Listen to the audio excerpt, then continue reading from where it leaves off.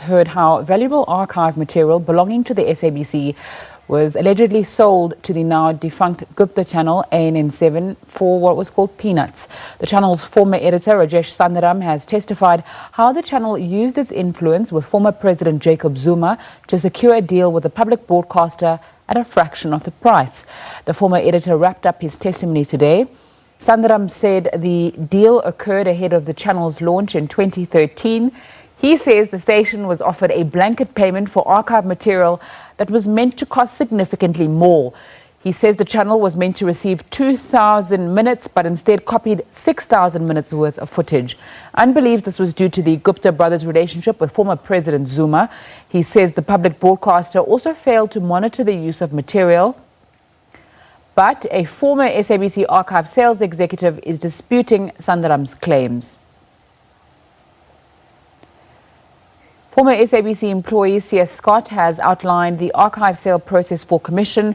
For more on his testimony and state capture, let's cross to our reporter Mangoba Mkunu. Very good afternoon to you, Mangoba. Take us through what's just happened.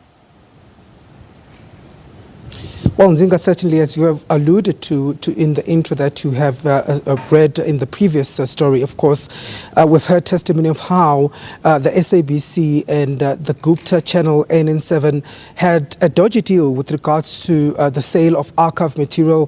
Sundaram going into great lengths describing how the ANN7 channel had bought footage which 2,000 minutes from the SABC at a fraction of the price. In fact, saying that they had sold this footage for peanuts. That's what he referred to as, saying that one of the associates of the Gupta family, Nazim Howard, even bragged that the SABC was so stupid to agree to such a deal, of course, saying that the channel had received this valuable footage at a very fraction of the price, and actually saying that it was unreasonable for them to actually get this footage at the price in which they got to. So he described how one of the Gupta employees was employed in the archive section, was sent to the SABC to collect this archive material over a period of time.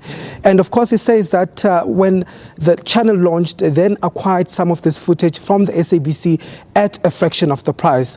But of course he says that this was very surprising at the time because the SABC itself was also going to launch its 24-hour channel. So he found it very strange that the SABC would agree to this deal because ANN7 was going to be one of its major rivals as it was also coming into that space. So he says he believes that this was actually a favor for the channel because some employees of the SABC were well aware of the relationship between the Gupta brothers as well as the former President Jacob Zuma. But of course, the new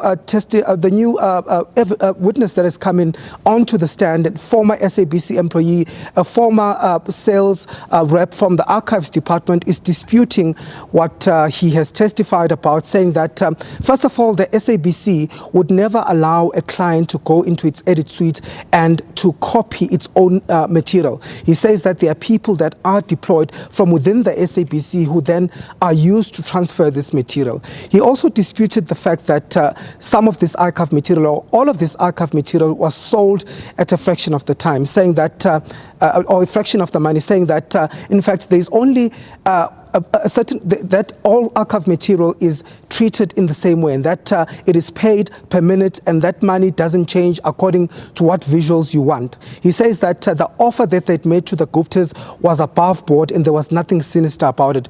But it did allude to the fact that there were certain fees that have been waived at the time, which included fees for utilizing the SABC's edit suite for copying of the material, which he says were waived at the time at the instruction or at the behest of the former head of news, Jimmy Matthews. And that's some of the things that he says were part of the deal of the Guptas. But of course, the chair taking issue with that, saying, why were these fees waived? On whose instruction? What were the reasons for these fees to be waived? And of course, he says that at the time, they thought that they would lose the deal. So they focused on getting the deal rather than focusing on the fees that they stood to lose. So he's still going to continue his testimony after lunch, of course, and he's going to outline more and possibly offer some documents to support some of those claims. Mangoba Mkunu giving us an update from Parktown there. He's following that story and will keep us updated throughout the day. The human rights